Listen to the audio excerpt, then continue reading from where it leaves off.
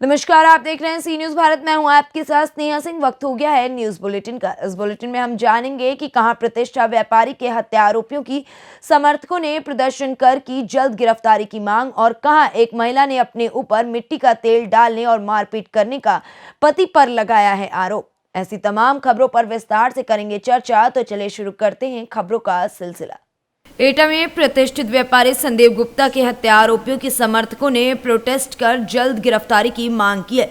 बहुचर्चित हत्याकांड के समर्थकों ने सीबीआई जांच और हत्या आरोपियों को फांसी देने की मांग की है। एटा के आम नागरिकों ने शहीद पार्क से लेकर घंटाघर तक विरोध प्रदर्शन कर जुलूस निकाला। एटा के कारोबारी संदीप गुप्ता की 27 दिसंबर को अलीगढ़ में बदमाशों ने गोली मारकर निर्मम हत्या कर थी। संदीप गुप्ता के हत्या आरोपियों की गिरफ्तारी व सीबीआई जांच की मांग कर फांसी देने की मांग की गई है। प्रोटेस्ट में शामिल हुए हैं, किन मांगों को लेकर शामिल हुए हैं?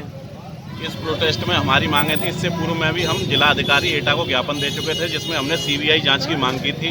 जो भी हत्यारे हैं उनको फांसी और परिवार के लिए सुरक्षा, और साथ साथ ये भी मैं कहना चाहता हूँ माननीय मुख्यमंत्री जी से हैं कि अब उनके बुलडोजर कहाँ गए। वैसे तो देखने को मिलता है मीडिया में है कि डेली उनके बुलडोजर चलते हैं कहीं ना कहीं किसी भी संपत्ति पे। जब ये इतना बड़ा हादसा हुआ, एक समाज सेवी की हत्या हुई है, तो इसमें उनका बुलडोजर क्यों नहीं चल पा रहा है? कल डीआईजी परिजनों के से मिले थे, उनका कहना ये था, मीडिया से भी वार्ता की थी कि परिवार ने कोई भी सीबीआई की अभी तक मांग नहीं की है डीआईजी द्वारा। परिवार अपने दुख में बैठा है, वो सीबीआई की मांग करेगा। उनके समर्थक मांग कर रहे हैं तो सीबीआई जांच करनी चाहिए सरकार को। का क्या कहना है? देखिए, संदीप गुप्ता एक व्यापारी होने के साथ साथ एक बहुत बड़े समाज सेवी थे, और सही मायनों में समाज में कोई ऐसा तबका नहीं है जिसकी उन्होंने मदद ना की हो। हर मामले में आगे बढ़कर मदद करते थे, और उनसे उनके समाज के ही लोग नहीं, व्यापारी ही नहीं, बल्कि पूरे जनपद के हर बिरादरी, हर वर्ग के लोग आहत हुए हैं। और सबके अंदर जो उनके प्यार की भावना उमड़ रही है, वो एक तरीके से एक आक्रोश का रूप ले सकती है। और कल हमारा प्रोग्राम बाजार बंदी का है। मैं पूरे ज़िले के जनपद वासियों से ये अपील और बहुत मोतबराना आजिज़ी के साथ ये दरख्वास्त करता हूँ कि अपनी दुकानें बंद करें और हमारे इस प्रोटेस्ट को ज़्यादा से ज़्यादा ताकत देकर इसको कामयाब बनाएं। और सही हत्यारों की अगर गिरफ्तारी नहीं हुई तो ये आंदोलन बहुत उग्र रूप लेगा। हम लोग सड़कों पर उतरेंगे, धरना प्रदर्शन करेंगे, और हर कीमत पर हमें संदीप गुप्ता के हत्यारे चाहिए। और हमारी ये मांग है, हमारी ये मांग है। बड़े भाई ने बहुत अच्छी बात कही कि जो भी उनके हत्यारे हैं या जो भी षड्यंत्रकारी हैं, उनकी संपत्ति पर बुलडोजर चलना चाहिए और उनको फांसी की सजा होनी चाहिए। यही हमारी मांग है। एटा से सी न्यूज संवाददाता लखन कुमार यादव की रिपोर्ट। अनवरत बरसात एवं भीषण ठंड के बीच समाज सेवियों, राजनीतिक सामाजिक लोगों द्वारा गरीबों को कंबल बांटने का काम जारी है। तहसील मुख्यालय के बगल नई आबादी वार्ड नंबर 16 की सभासद रेखा अग्रहरी ने अपने वार्ड वासियों को 100 की संख्या में जरूरतमंदों को निःशुल्क कंबल वितरित किए। साथ ही श्रम विभाग में रजिस्ट्रेशन कर 233 लोगों को कार्ड बनवा कर वितरित किया गया। कंबल प्राप्त कर गरीबों के चेहरे ठंड में ही चमक उठे। सभासदपति एवं भाजपा नेता नगर मंडल अध्यक्ष सुनील अग्रहरी टप्पू ने कहा कि वार्ड के लोगों की सेवा करने से संतुष्टि मिलती है। कपकपाती ठंड में कंबल राहत प्रदान करेगा। कार्यक्रम में मुख्य रूप से राजेंद्र प्रसाद अग्रहरी, संतोष अग्रहरी, राजेश अग्रहरी समेत अन्य लोग मौजूद रहे। आज आपके वार्ड में क्या कार्यक्रम आयोजित किया गया है? आज हमारे वार्ड नई आबादी द्वितीय वार्ड नंबर 16 में सभासद के सहयोग से हम लोग अपने वार्ड में जो माननीय मोदी जी और योगी जी के द्वारा एक श्रम योजना लागू की गई है, उसके आधार पर श्रम कार्ड, ई श्रम कार्ड बनाया जा रहा है और बनाकर उनको वितरित किया जा रहा है। लगभग 233 लोगों को हम लोगों ने आज श्रम कार्ड बनाकर वितरित कर रहे हैं। और इस भीषण ठंडी को देखते हुए सभासद की तरफ से इस बार सभी अपने मोहल्ले के निवासियों लोगों को जो ज़रूरतमंद है उनको एक कंबल का वितरण भी कार्यक्रम आयोजित है। आपके वार्ड में अलाव की क्या व्यवस्था है? हमारे वार्ड में अलाव की अच्छी व्यवस्था है। नगर पालिका द्वारा अलाव की अच्छी व्यवस्था है। जहाँ जहाँ चिन्हित स्थान है वहाँ पर लगातार अलाव की लकड़ी नगर पालिका द्वारा दी जा रही है। क्या नाम आपका? सुनील कुमार अग्रहरी, मैं सभासद का पति हूँ। जौनपुर से दिवाकर मिश्रा के साथ दीपक सिंह की रिपोर्ट। महोबा में बीजेपी जिला पंचायत अध्यक्ष जयप्रकाश अनुरागी पर सपा जिला पंचायत सदस्य ने 2 करोड़ का भ्रष्टाचार करने का आरोप लगाया, तो वहीं शासनादेश को ताक पर रखकर सरकारी रेट से कम में टेंडर आवंटित करने का आरोप लगाकर जिला पंचायत सचिव में से मामले की शिकायत की है। महोबा जिला पंचायत अध्यक्ष जयप्रकाश अनुरागी पर विपक्ष के नेता मृत्युंजय प्रताप सिंह ने गंभीर आरोप लगाए। उन्होंने कहा कि जिला पंचायत अध्यक्ष मनमानी तरीके से बिना एजेंट और मीटिंग के प्रस्ताव पास करा रहे हैं। साथ ही शासनादेशों को ताक पर रखकर खनिज तैयारी टेंडर प्रक्रिया में 2 करोड़ का भ्रष्टाचार किया है। पंचायत इसलिए सुर्खियों में है क्योंकि जिला पंचायत के निर्वाचित सदस्य जागरूक सदस्य हैं, और जब जिला पंचायत गंदे कृत्य करने पर मजबूर करते हैं अध्यक्ष जिला पंचायत या उसके अधिकारी, तो निश्चित तौर पर हम युवाओं को जिला पंचायत को फिर से सुर्खियों में लाना पड़ता है। जिला पंचायत जैसी पवित्र जगह पर जहां से पूरे जिले में विकास की गंगा बहाने का काम किया जाता हो, आज वहां पर खुलेआम धांधली हो रही है। 2-2 करोड़ रुपए का भ्रष्टाचार किया जा रहा है।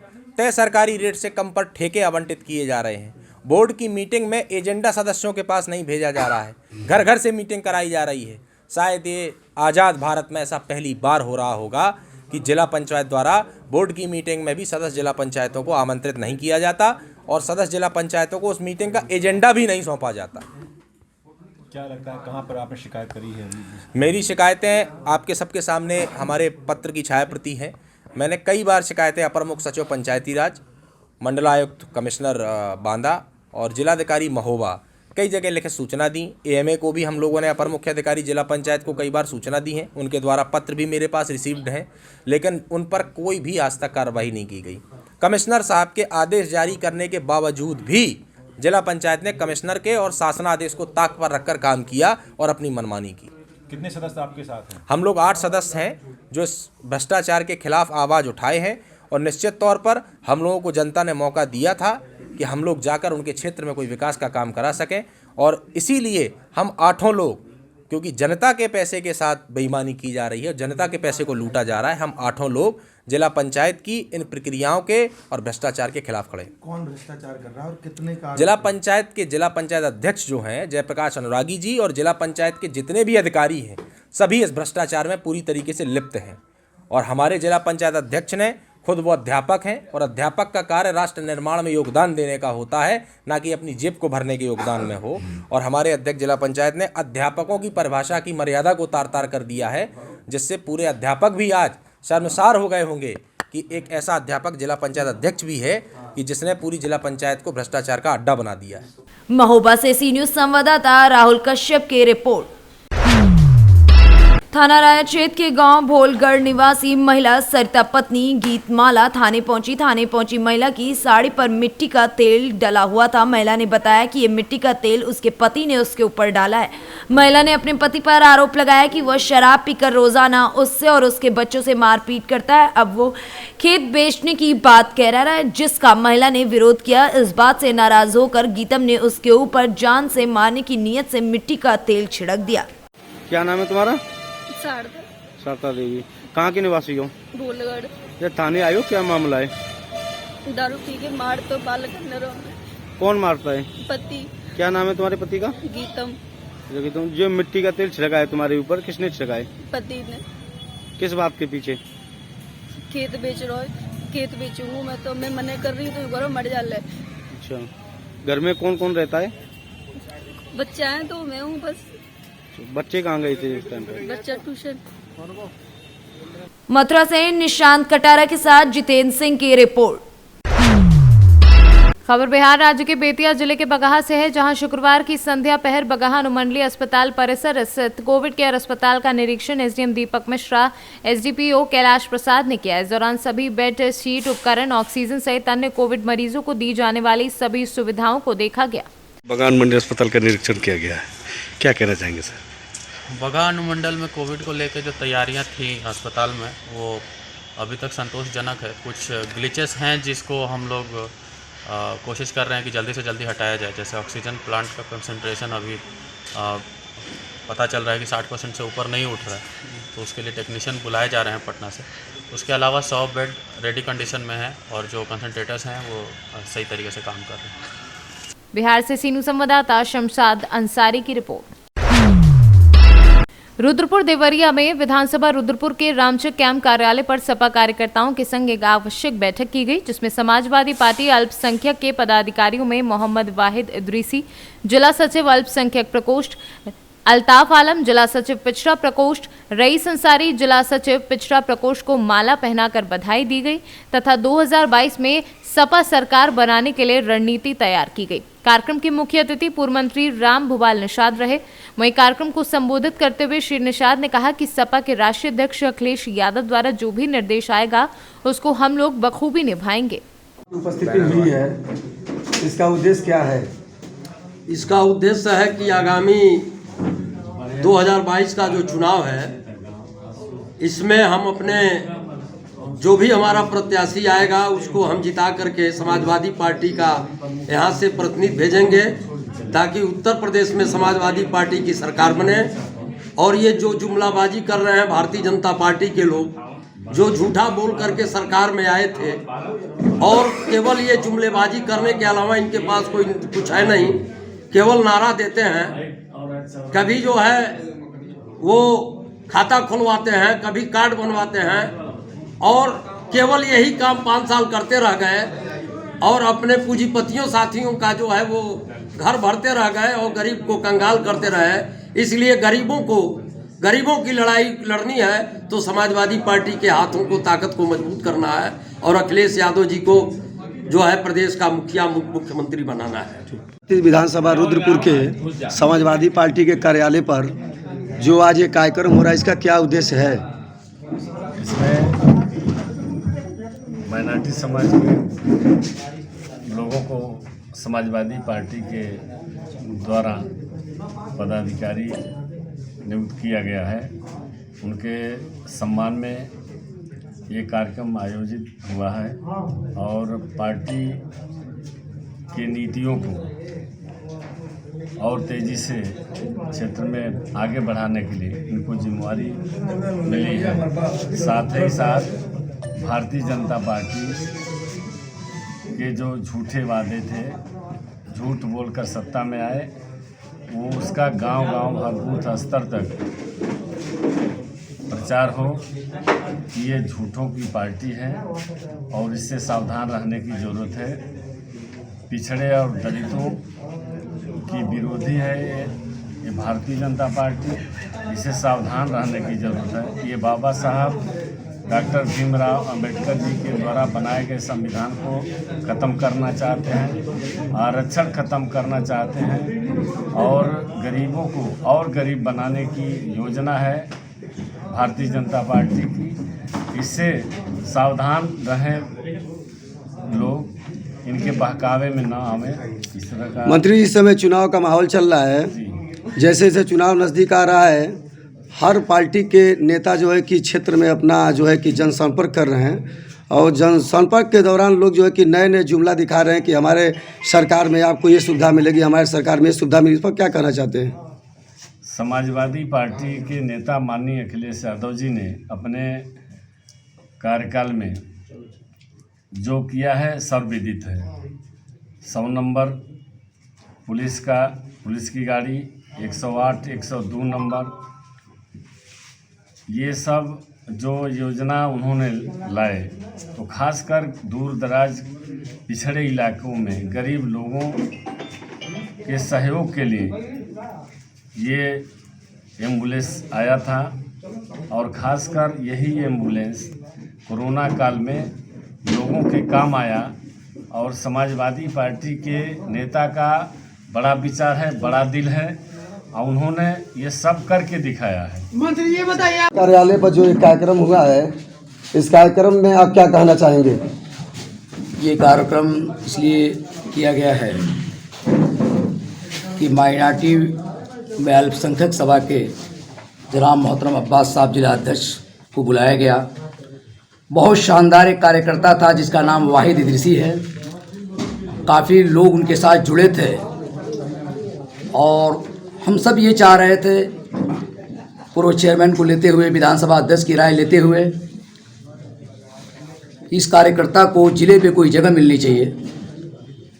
सबके राय से, सबकी कोशिश से आज उनको जिला सचिव बनाया गया है।